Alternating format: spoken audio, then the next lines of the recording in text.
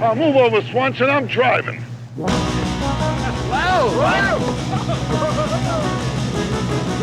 Hey, Square! My dinghy's bigger than your whole boat! Welcome back to the Caddyshack Minute. This is the podcast where we discuss and throw beverages over our shoulder for the film Caddyshack, 1 minute at a time. I am Tom Taylor, and I am joined here by Mike DeMaria. Yeah, hello. I'm tired. You're tired? Tired. It's late at night. No, I'm tired. Well, like inside. Oh, like in life, he's tired. Like in your heart. Well, I haven't decided. But go ahead, finish your things here. Oh, because, the other voice you hear is Dan Lewis. Welcome, Dan. Oh, hey there. How's it going? You doing all right? You tired? Yeah, I'm neither tired nor not tired. I'm in that thing where people... Okay. They don't tell you what they are when they feel like I feel right now. Mm-hmm.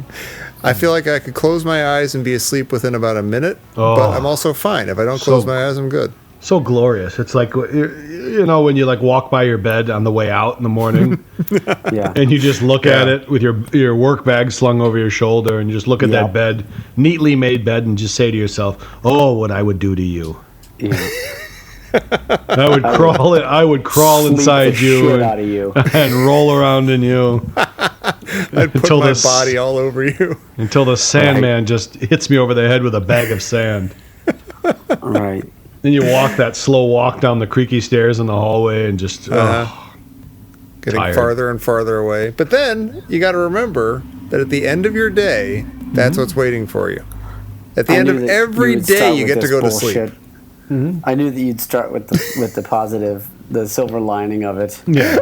There is no silver lining to that. You can't have one without the other. It is a nightmare to leave your bed in the morning, both getting out of it and walking away from it and leaving the house. It is. Tom misses the point. I can tell you missed the... Because you can't get to bed. When you're trying to get to bed and there's things that you need to take care of, and it's like it's endless, and you can't get to bed, and then when you finally do, it's always disappointingly late. It's never right. Like, it's not, you don't get the pleasure from it that you think you'd get as you're walking away with your bag slung over your shoulder. You fall into bed every night because it's just you're just harangued with tasks right up to the time you just trip on something and fall right into bed. But in that moment when you're finally in bed and you're like, this is it, there's nothing else I have to do except go to sleep, don't you have that kind of like I say to when I get in bed, I literally say to myself, I mumble to myself, oh my God, I'm in bed. Oh, I'm in bed. I'm in bed. I kind of kick my feet around and I'm like, I'm in bed. Gumdrop house. I get in my race car bed. I got my little helmet, footy pajamas on. I sit in a racing car. No, it's because... But Tom, it doesn't work that way. When I get into bed, and I acknowledge that this isn't normal, but when I get into bed, I'm always angry that it's not earlier than it is. Oh, sure. Yeah. Okay. Yeah. I'm angry. I can relate to that. Every night I get angry as I go to bed. I'm like, this is fine, but Jesus Christ, could this not have happened earlier? Yeah, you go down the list of things that got in the way of you getting to bed earlier. Mm-hmm. Or you just lay down, you're like, and then you're like, what is it, like 8:30, 9 o'clock? And you look, it's like 11:45. You're like, fuck everyone. Okay, but how about this? I'll be positive again. You wake up and you're like, or like you just begin to wake up. You're like, okay, the alarm's gonna go off in a second. And then you look at your watch and it's like 3:30. Yeah, that's fantastic. Like, oh my gosh, this is so great. I do love that. Yeah. Yeah, I'm asleep, but I'm awake enough to enjoy the fact that I'm asleep. Yeah. All right, what minute are we on here? God only knows. Oh, it says here it's 52, minute 52. 52 begins with Ty Webb showing Lacey Underall how to drink a shot of tequila, and it ends with him giving her a back rub. We are still in Ty Webb's. Does it feel like we've been in this house for about 6 weeks or something? Yeah, it's driving me nuts. It really does. I don't know why. Like, it's completely out of line. I never thought of like not liking this whole sequence, but it's dragging on me. It's weighing on me. I want to get out. I want to get in the sunshine. I miss Rodney. I miss Rodney, and I miss Judge Smales. Where are they? We haven't seen them in ages. It makes you miss them, and both the pool scene and this scene, which they abut one another. Both Yeah. of them are inordinately long, like given the pacing of the other scenes. Yeah. Like there's not a consistent pacing in this movie. Well, also, this relationship between the two of them is completely meaningless to the plot. It means nothing. Yeah, It's like they're being very lovey together, and it's like with that music and everything. So why am I subjected to this? Yeah, it means nothing. Why is this in my life now? Yeah, Because we right. know what's coming up in the next. We know what's coming up soon is the God Blessed Lake scene with the yacht. Yeah, You know, that's right around the corner, it's the, but it's the not yet. pinnacle. A great scene and coming it's a fantastic scene. Well, I did tally this up for the pool scene. You get the last 5 seconds of minute 43, all of 44, all of 45, all of 46, and 47. Then the first I don't remember any of that. and 40, yeah, and then you get the first 6 seconds of the next minute for a total of 4:11. 4:48 if you count the epilogue where Carl Spackler eats the duty, which technically in a screenwriting sense you wouldn't count that as the same scene because it's like the next day or something. Right. Yeah. It's the Right. denouement. And then at That's Ty's like the house, scene. That's like the scene you show as you're rolling credits. Right. Yeah, exactly. Right. By the way, folks, they did find the duty. Right. And here's Yeah. what happened. It'd be great if Burt Reynolds and Dom DeLuise were there to laugh at it too, as they did the credits. And then Ty's house. Ty's house is the last 17 seconds of minute 49, all of 50, 51, 52, 53, for a total of 4:17. Yeah. So you've spent 9 minutes of this movie on just those two scenes. And you know what? Maybe that's why I'm so tired. Maybe that's why I feel just either I'm tired or I'm just tired of it. Maybe I'm just tired of it. You know, just tired of it. Yeah, I'm a Maybe. little You want to tired quit of the it. show? No, not the show. I'm just Just like pick a different movie? every day. I'm just tired all the time, and I Right. think it's maybe because this is like my kryptonite. Right, we've Yeah, got maybe. a chicken and egg kind of thing with Mike. We don't know if this scene is making him tired, or if Right. Yeah, Or if if it's he's casting a becoming- pall over like the rest of his life. right, he's making the scene more boring than But it is. yeah, that could be it. But but I I'm- know I'm you don't experiencing like the like a Chevy jokes deep- all that much. No, it does nothing for me. They're hit and miss. I'll say that. There's some gems, but there's a lot of like just settle down, Chevy Chase. I've also You're in tallied a the movie. jokes, starting from the last minute. If you want to go through If the that's jokes, what you want to. I've that's rated what you We the wanna talked call jokes. them. about some of Jokes. them last time, but I don't remember anything that we said last time. So please do. Please All go right. ahead. I'll go through the jokes and you tell me. And I've created a 5-point scale for the jokes. Okay. 3 being like I could take it or leave it, right? Mm-hmm. 2 So that's and the 1 tipping being point is like 3? bad, like you shouldn't have made the joke if it's a 2. But it's Yeah. not that bad. 1 is like absolutely shut up. 4 is like that's a good joke. I'm glad you made it. And 5 is like that's a great joke, Okay. right? And So this now- is just from 51 and This 52? is from the previous when he starts doing the jokes about the. I've only got it from the. Okay, I'm not the best podcaster ever. I've only got it from when she says that he has this check for $75,000. $70,000. That's fine. He says Keep keep it.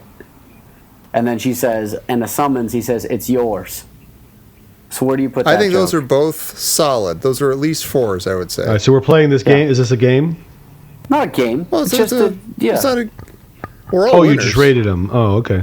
I rated them. I rated that I- joke a 5. I really like that joke, but I understand. I was trying to decide between 4 or 5 on that joke. Oh, I thought we were playing a game, so we could win some prizes from our sponsors. I No, wonder how the can we do sponsors that. are duds. They keep not giving us anything for. Well, for our prizes sponsor and is everything. Northwestern University, and it's a free scholarship. Right. If you win this game, You know what would look good on your Yeah, application? yeah. All you got to do is win 9 holes of golf. yeah, You got to we rate send all you to the law Ty school Webb if you win jokes in this minute game. 51. Yeah. Room and board, law school, and a new car. And a Hey. new car, right? And a new dinette set. Yeah. And a lifetime supply of Miracle Wash. She says your uncle. Mr. She says my uncle says you have a screw loose. He says your uncle molests collies. That's a 1. Oh, really? You I don't got like it down that one? for. I got it down for a 2. 2. A 2. I'll Oh, give him really? a 2. I was going to give it like maybe a 4. Oh, Well, okay. you're an idiot. It's short. It's off the. It's seemingly off the cuff. It's kind of nonsensical. So we know that that these kinds of jokes are targeted toward the nerdlinger set a little bit. Yeah, he likes that. Yeah, I react to that kind of nerdlinger. That joke goes over well in the AV room. That went over well. Oh yes, we love that one. Molest colleagues. Supposed to be in class. Watching Caddyshack instead. I just feel like in the town I grew up in, some colleagues there were molested, and it's just something that I don't think is that funny. You know what I mean? It's very personal for me. Were your friends collies? All my friends were collies. That's the thing. All right. Well, that does change it. That's your experience of it. Then he says, "You're rather attractive for a beautiful girl with a great body." Yeah, it's a 1. That's like a 2-ish. Yeah, it's like it's. It's I don't. It's a 1. The idea of like you're rather attractive for a beautiful woman. That's solid. That's good. I'll give that part a 3. It's like the White Stripes song. Goes on a little too long. You're pretty good looking for a girl. Good looking for a girl, right? I put the song way ahead of the joke. Great song. Yeah. Okay. The next one is the physical comedy with the bottle cap. That's pretty good. That's like kind of what you expect from Chevy Chase, I guess. I'll give him a 3 on that one. I'll give him a 3 on that one. I went 4. Even though I hate the whole. Oh, really? Okay. I hate the whole Perrier thing, though. It still disgusts me. Yeah, you can't let that. You can't let that muddy your rating of the joke, though. But I see what you mean. Yeah. Yeah. The next one is the tequila out of order. Now we're in this minute. He does the tequila shot out of order. He sucks on the lemon. He snorts the salt, and he throws the tequila over his shoulder. Yeah, that's a 2. I think Tom likes it because he laughed. No, Oh God! You just killed Mike. My misophonia is not. You know what I did? I got to stop everybody with this joke thing now. Yeah, that gulp. It's that. It's that. When you did that, I could like see your throat muscles spasming and pushing the liquid down your throat. I mean, I think I have full blown misophonia. Yeah, because I took I went right on YouTube and I started looking it up. And no, it's misophonia, whatever the hell it is. I have it because I went to YouTube and I took. There's some tests you can take where they just play sounds, and they say if your anxiety level goes up, then you might have. And I was listening to it as like people chewing and drinking, and I literally almost threw the headphones through the wall. Like I can't Mike, take it. I can't. I'm really trying to keep it quiet, and I was not even. No, I'm just using that as no. That it's one was not, audible to me. I heard that one. That last one. All right, well, forget it. I'm guilty. I did the same thing last time. And you know what? If you go, no, I like the joke thing. We'll come back to it. Yeah, we can talk about you can constantly talk about your goddamn rages and problems instead of doing the joke thing, if you'd like. And you know what? I'm here to make myself bleed for everybody. Yeah. Okay. Yeah, you don't want to make me angry. You wouldn't like me when I'm angry. Actually, we love it when you're angry. I'm willing to cut myself open so you can see inside the pain, and so that they can see. Okay. That's what drives this shit show of ours, is pain and death and suffering. Now, as I was saying, it's not wrong. And I'll be the first one to say, if you go back to minute 4, I'm gulping that ginger ale like there's nobody's business. So I'm guilty of it. To be fair, you were dying at the time. You needed that ginger ale. But what I'm saying is, but just coughing and just hacking cough. I mean, just. Oh yeah. How is that better? Well. No, it's not. It's horrifying. But okay, I'm going to be okay. Doesn't like you that. You know what? I got that one. I wrote it in my journal here. So I have a journal, leather-bound journal, right here. See, nice. And in here, I keep all the horrifying things that are in my head are in this journal. So I put that here, and there's snaps on it to keep it, so keep it closed. So that the demons don't get out. Yeah, the stuff doesn't crawl out. It's like Christian Bale's notebook in American Psycho, if you've seen that one. Yeah. Yeah, so I'll put this in there, and me and my team of therapists will work through it. There you go. Okay. I just want to see all the folks in lab coats and goggles and clipboards standing around Mike's journal. Bunch of bubbling beakers everywhere. All right, let's get back to that. I like the joke. We're getting somewhere with this. Range. No, I do. With it anyway. Let's keep going. The tequila, and now I'm doing the song. I was born to I didn't give you my wait. I didn't give you my rundown of the, not the rundown, but my take on the tequila thing is it's a little too much Chevy Chase being cool. So I give it like a 2. Yeah, I hear you. I do think it's funny that the tequila goes over the shoulder. There's something silly. I like the silliness of that. Like, what would be the point of the ritual if you weren't getting drunk? I like that, and so I give it a 4. Maybe I would rank it higher if we hadn't had, like, you know, is this Russia? This isn't Russia. You know, that kind of stuff. Like, all right. We've got a lot of like lazily casual comedy from Chevy Chase earlier in this movie, so maybe that's turning me off to this one. You know, and maybe it's like because we all know, right. We all know somebody like him, where it's just like you want to just say to him, "Can you just be yourself for a minute?" Yeah, just don't will be you cool. stop? Just be cool. Yeah, or will you stop just playing this role? Just turn it off. Just be yourself for a minute, so I can have a conversation with you.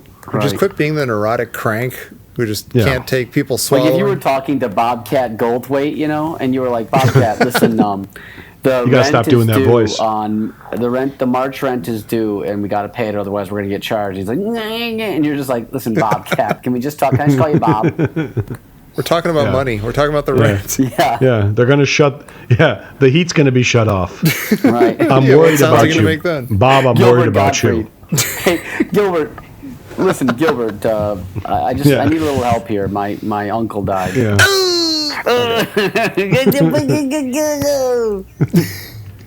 All right. It's fine. All right. I'm done Okay, so now. what's next? I'm done. Oh, wait, what was it? Well, you mentioned the song, but how do we rank the song? Oh, the song I have as a 2. Yeah, that kind of gives me I liked it as a kid. I don't know if I liked it as a kid. I don't know if I ever liked it. I never liked it. 1. I give it a -1. Oh. Ooh, harsh. Right. That's not only should he have not made the joke, but you wish that he'd been stricken with some voice box disease. So I'm ranking that one in retrograde. There you go.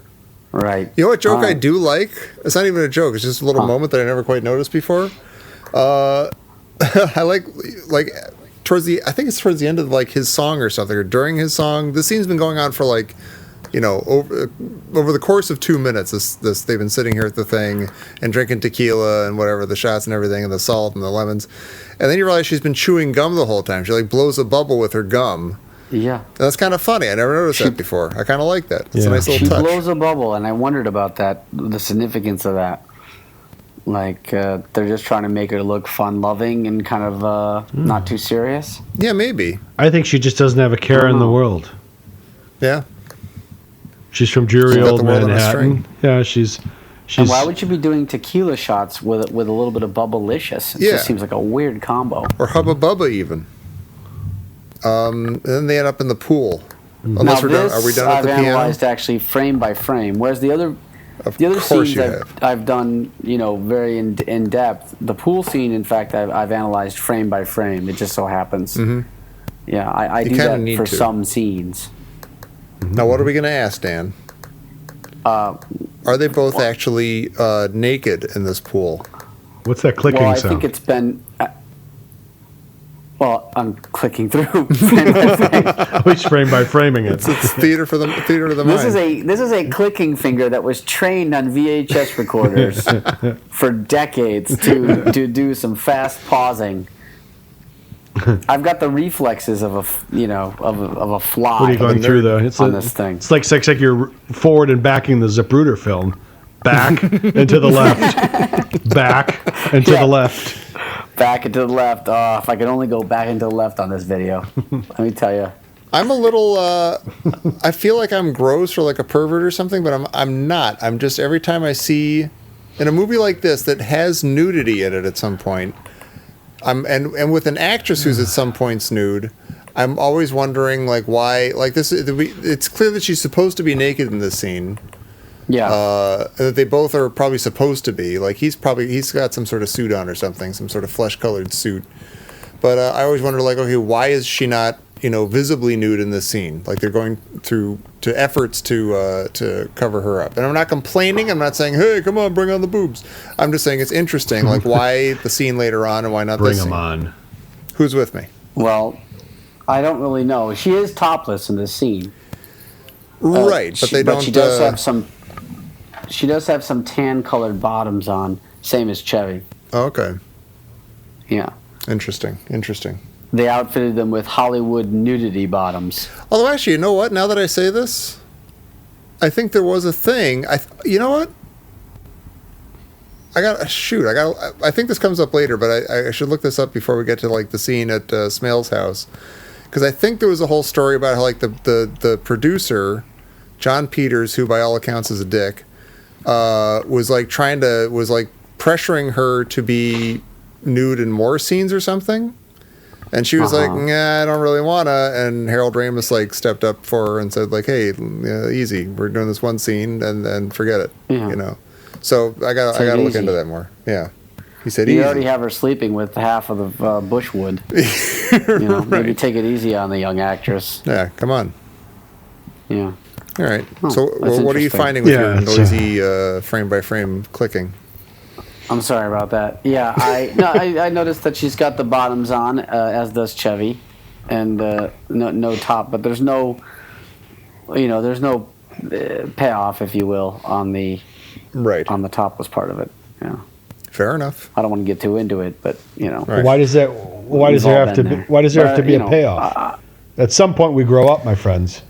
It doesn't have to be. See, I wish I knew how to talk about this without sounding like the way you obviously think I sound. That I'm like, oh, come on, I'm disappointed. But then he used the word like... I just think it's interesting. Well, when he says payoff and you can hear this frame-by-frame clicking, he's going click, click, click, click, click, click.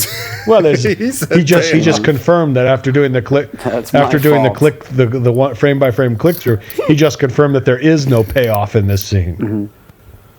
After further review... That ain't no clicking. Yeah. Well, to be fair, if you went through that much effort, I could see how you'd be disappointed. If you just watch the entire sequence frame by frame, that might leave you a little sad. Anyway. Yeah, I'm not going through the movie frame by frame. That'd be ridiculous. Just tired. It's going to be all right. There's a bed waiting for you at the end of this night. I know it's there. It's not going anywhere. I've tied it down so it can't escape. Yeah. Speaking of tied down, Ty is now holding down Lacey Underall in his bedroom, giving her a back massage. He's like sitting on her. He's like, she's down. That's a weird way to put it, though. It was an awkward segue. Isn't that the next minute? No, this is the end of this one. That starts at the end of this one. Yeah. And he mentions the Taconic Parkway. Taconic Parkway is giving her a massage. Yeah. Oh, that's a nice thing to do. He gives a really... if we're going to be rating jokes, the one about her having small breasts, as she's laying on her, on her stomach, is a terrible joke, in my opinion. Well, they're all terrible. Another shitty Chevy joke. I'd give that a 3, actually. Really? Yeah, I mean, it's almost funny. Joke. It is childish. It's the kind of joke you do when you're like 12. No, it's too young. When you're like a kid and you're just, you're 15 girl maybe. For the first time illegal. Ever, 15. Well, I'm not talking about you now. No, I'm just saying, it's just, all right. It's the kind of joke you do because you're nervous and you don't know what to say. Yeah. Like Tommy does. Like Tommy does. like Tommy did with the... Is your boyfriend still dead? Oh, your boyfriend's still dead? We just did it at the same time. Amazing? Did you just realize my wife I apparently had never heard. I had never told my wife that story, and she heard it on the show. Like she came home, she's like, "I can't believe that story. That was incredible." That's great. I love it. It brought us closer together. Heard that story. We both just quoted it at the exact same time. See, we're friends. Yeah, that's what they say. You think that people that are married as long as you must be married 15 years now, 10, 15 years? Tom? Jesus, really? No. Wait a minute. Tommy? No. Wait, I'm going to do some math. When did Tommy get married? I got married in 2003. It is now 2017 as we date the podcast. So I'm getting close. Oh, wait, is that going to be 15 years? Oh, it is. No. I can't do the math. No. That's not how math works. It's 13 years right now. You're about to have your 14th anniversary. Okay. This summer will be 14 years. You didn't get married in the dead of winter. No, it was hot. Okay. It was hot. It was blisteringly hot. Yeah. Mike was there for my last omelet of freedom the morning I got married. I was there for Mike's last omelet of freedom. Maybe tell that story. Oh, yeah. Yeah. Oh, what a jerk. Oh, yeah. All right. So here we go. Here we go. Story time. Gather around, for I have news. No, don't. I don't think that's a very good story, one way or the other. Yeah, it is. It'll be quick. It won't be a long story. Let the people decide. So we went out the night before, as most do before they get married, and Sure. and we just got we got lit up, and I went too far, with the drinking, and they ended with the last call drink, they call it, that rubber when they mix, the bartender mixes the drinks on that rubber catch that catches all the loose liquor. Oh Yeah. yeah. It's like a rubber dam thing, or like a thing that, So they squeeze that out into a glass and give it to you. That's the last call. Are you kidding me? Yeah, that's what I had at the end of the night that night. That's obnoxious. vile, Mike. Why would you drink It that? is vile, because why not? We're crazy Because young kids. I can think of a lot of disgusting, reasons. I've never So heard it's of got- it, and because it's disgusting, you can get typhoid or something. Yeah, so it's got a bunch of whacked out shit in that thing. So I guzzled that and stumbled back to my room. Gulped it. Yeah. Yeah, and I remember clear as day. We stayed in downtown, and I was walking by the tourist area, like on Rush Street, and I remember a lady of the evening came up to me and said, do you want this or do you want that? And I said, no, I'm getting married tomorrow. She's like, even better. And I said, no. And I remember I just reached in my pocket and I gave her like $100. I said, here. Whoa. I go, take the night off. And I walked back to. I go, take the night off. It's on me. You saved that woman's life. And I walked into my room and I fell on the floor and I fell asleep. But I woke up the next morning and immediately realized that I just blew it because I got to get married. Because you have to get married, yeah. No, because I was getting married and I was just vile. I was ill like there was no tomorrow. Uh-huh. And it was an awful experience. I blew it. There's no way I can put my clothes on. There's no way I can even think about going through the vows or standing upright.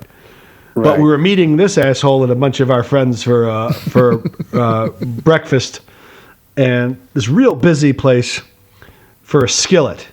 So we go down there, and I make it down there, and I can't eat a thing. And it's just our waitress is she's got 7 or 8 dishes on her platter, going around and just busy as hell. And I remember I said, just give me a honeydew melon. That's all I can even think about eating. Just a honeydew melon. Honeydew? You get some Honeydew melon. melon. Yeah, honeydew melon. And I'm a guy that loves breakfast. So I'm sitting at the table and everybody's It's like just the passing all around. garnish brunch. Give me the all garnish. Yeah, give me a slice of Top honeydew. of a strawberry. Yeah, and a sprig of parsley. So Dan's holding court at the table, trying to telling jokes, making everybody laugh, and I just got my head on the table because I feel like I got to go back and put my tux on. And, down. Guy's getting married. I'm laying my. But I'm the asshole. Yeah, I have my forehead like on the honeydew because it's cold. I was leaning my head against the honeydew. Oh right, yeah. And Dan just all of a sudden thinks it's going to be funny to make me laugh at this point. He goes, "What?" He starts going, "Oh." He's telling jokes. Our waitress is running around, and she comes and gives everybody this pancakes, and she puts this little cup of syrup in this little thing that looks like a coffee mug, but it's not a coffee mug. It's a syrup pourer. But it's of the same material that you'd make a coffee cup out of, like Corningware, whatever the fuck it is. I don't know. So I hear Dan go, "Watch this." "Excuse me, miss. Come over. Can I have this board with you?" And she's got embellishment going on right now. Bullshit. She's holding like. I'm sure you remember very well from that morning.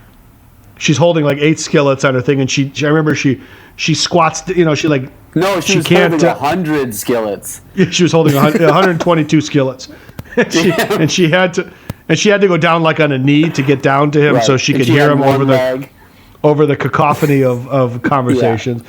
And she's like, "What is it?" He goes, and he brings the little cup over and he starts tapping it with his finger. He goes, "The coffee you served me is cold, and guess what? It's a tad sweet." And she goes, "Sir," and she goes, "Sir, that's the syrup." And he goes. "Oh, it is. Oh, my fault." Oh God, this is such a horseshit story. And everybody story. And everybody erupts in laughter, and she just rolls her eyes like She has that I hate my life look on and walks away. Right. And I'm upset now because this is how I'm going to start my life now. Yeah.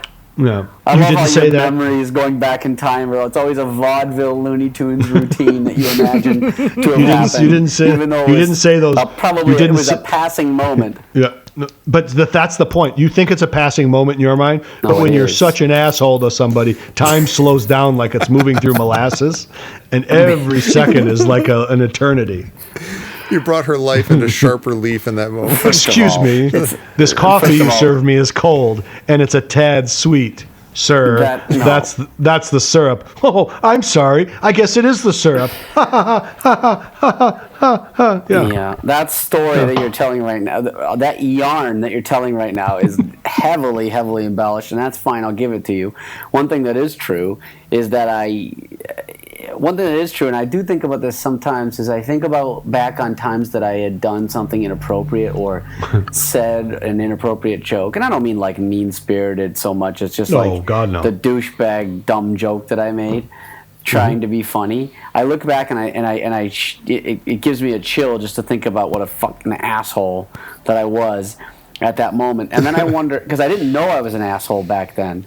I think about now how am I an asshole now in ways that I don't know now, but I will later. Oh, that you'll think back on. Yeah. Yeah. And you were I'm being- glad that we're documenting it right now so that I can listen back. Yeah, you can listen to this. And I think I can listen back to it. we learned. We look back and say we were being assholes to people who are like working for a living. Yeah. And as you get older, Sure. as you start paying bills and having to deal with life and all the ups and downs and mostly downs Yeah. that happen, You learn to be and then nice. you run into somebody who's just a clueless prick, and then you realize, oh, that's how I used to be, and you Yep. feel terrible about it. 100%. And that's why the best advice you want to tell your kids is, you know what? Don't mess with somebody who's paying a mortgage. Don't mess with somebody who's paying I feel bills. like the Mormons have it right in this. Just like default to being nice. Don't be a dick. Yeah. Yeah. And I believe that Mike knows what I'm talking about, but I do not believe that Tom knows what we're talking about right now. I'm nice already. What are you talking about? That's what I mean. I'm nice. You were nice in the first place, and I don't know Yeah, that you that's were right. ever a dick in the same way. Yeah, he doesn't have that good and evil battle that we have. Maybe Mike will tell you I sometime don't have about the the- time when he and I first met, but that might be saving for another minute. Yeah, that's another minute. That's close to we need some more time to flush that one out. Flush out Maybe our we'll just- characters. Yeah. A tease. Yeah. But Mike, I'll tell you what, Mike heavily took that story and he puffed it up ridiculously. But I will say that the story is, the bulk of it, the skeleton of it is largely true, and that I was an asshole and I'd feel terrible. I puffed nothing up with that story. Oh yeah, you did. No, I didn't. We'll get to it in another minute. Yeah, that's It's fine. too close Yeah. to. It's past my Next bedtime. minute, Dan will tell his version. It'll be like Rashomon. All right, so the point was And then I'll tell the stupid version jokes. of a guy who wasn't even there. Yeah, right. We'll save All it I for remember is another. this waitress said this horrible thing to me, and I was angry, and I was upset, and she was inappropriate. Yeah, and then Ron Glass showed up, either with a huge afro or with no afro at all.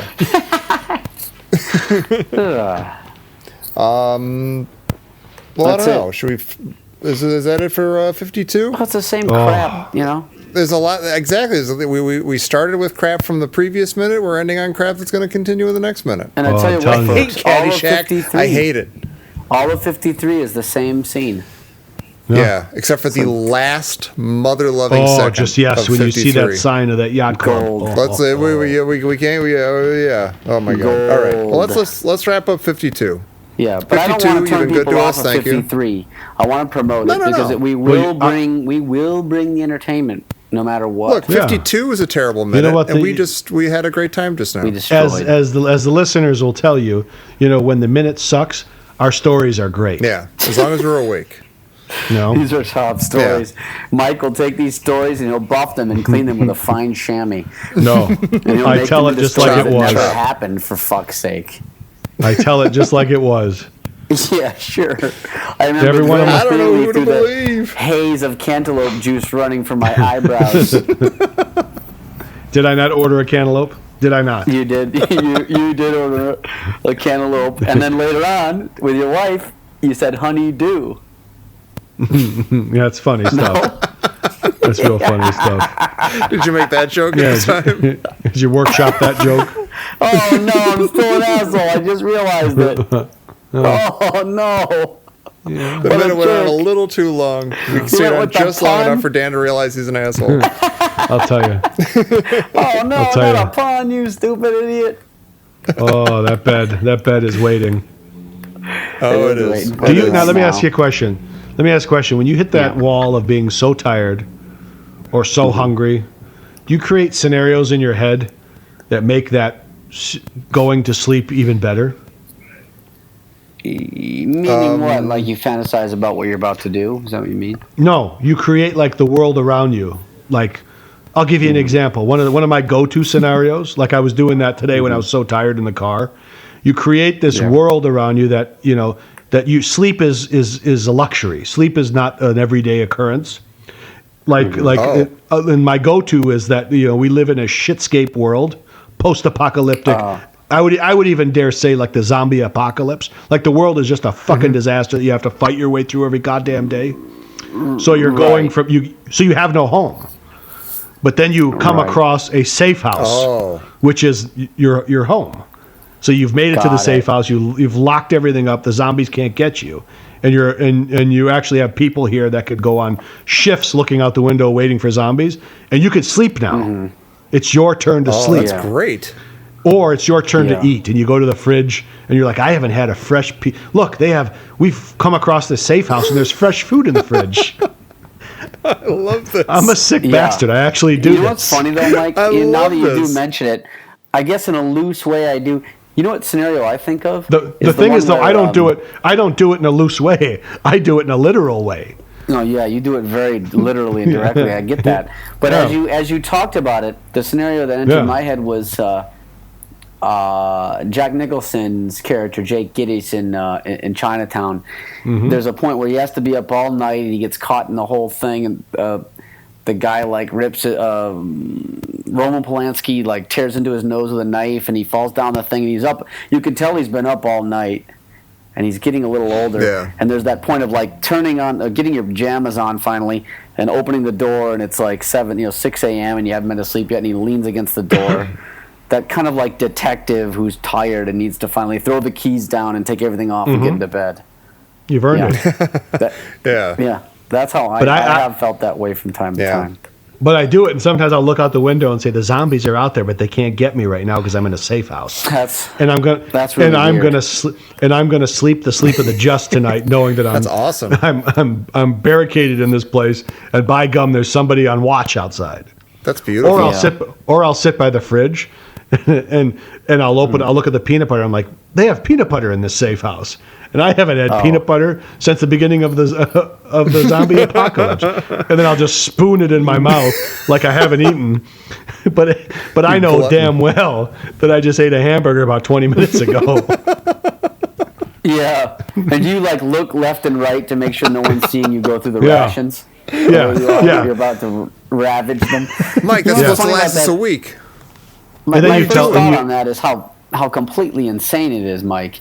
But then I realized that it's just a way of not taking for granted. It's just a scenario of not taking for granted the things we have around us. Well, this is what I do something similar every day on my way out of work. I leave my desk, and on my way down the stairs and out the front door and to my car, I'm imagining people not realizing that I've left work yet. And that as I get to my car, they're like, "Oh, Tom had to do that thing. Where's that thing?" Or something. There's some reason why I shouldn't have left yet, or like I'm a prisoner there maybe.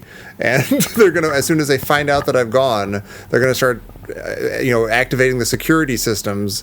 And so I'm in my car, and then I'm in the driveway, pulling out of the big long, driveway to the street and stuff. And as I get to the street, they realize that I've left, and they go into full lockdown. And the huge metal wall comes down, but I've just crossed the barrier. And I'm on the street, and I just escaped, and now the whole building is solid and locked down, but I escaped, and they can't get me. And then they roll credits. Wow. And they roll credits. Yeah. And I go eat some peanut butter and go to bed. Yeah. Well, you know what the best is? But the best is you say, I do this. There's fresh food in here, so let's eat that now. But look at all the canned goods they have here.